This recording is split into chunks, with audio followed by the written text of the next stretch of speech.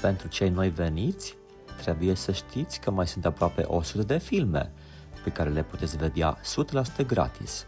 Apreciem mult dacă apăsați pe butonul de subscriere a paginii noastre. Click, click. Vă mulțumim la toți de urmărire și vă așteptăm la următorul vlog. La revedere.